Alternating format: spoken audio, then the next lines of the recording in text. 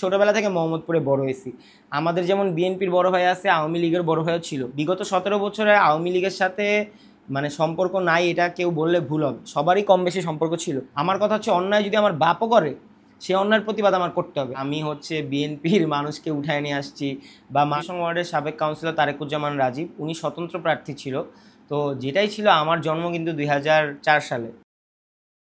So আমি বড় হওয়ার পরে বেসিক্যালি মানে রাজনীতি তো আমার ইন্টারেস্ট নাই, আমি কখনো রাজনীতি করি নাই। কিন্তু আমার যেহেতু গ্রুপ আছে সাইকেল স্টান্টের, সো এমএসভিজেডের জন্য আমরা কিছু গ্রাউন্ড, আমাদের যে কোনো এলাকায় শো করতে হলে আমাদের জনপ্রতিনিধির একটা সাপোর্ট লাগে।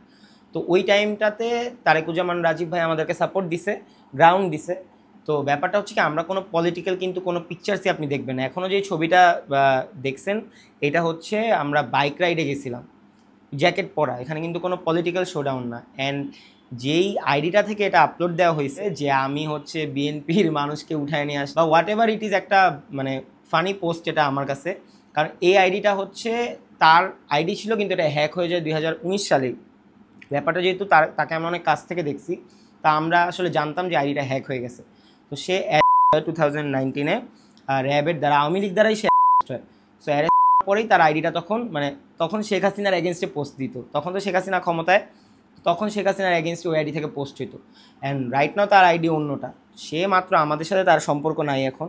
সে রাইট নাও দেখলাম যে হচ্ছে এখন পোস্ট করতেছে তার রিয়েল আইডি থেকে, যে এটা আমার ফেক আইডি, সরি ওইটা আমার হ্যাক হয়ে যাওয়া আইডি। ওইটার সাথে দেখবেন যে পরপর 3টা পোস্ট, রাহিকে নিয়ে পোস্ট দিল রাজীব ভাই, ফাহিম ভাইকে নিয়ে পোস্ট দিল, তারপর আমাকে নিয়ে আজকে দিল।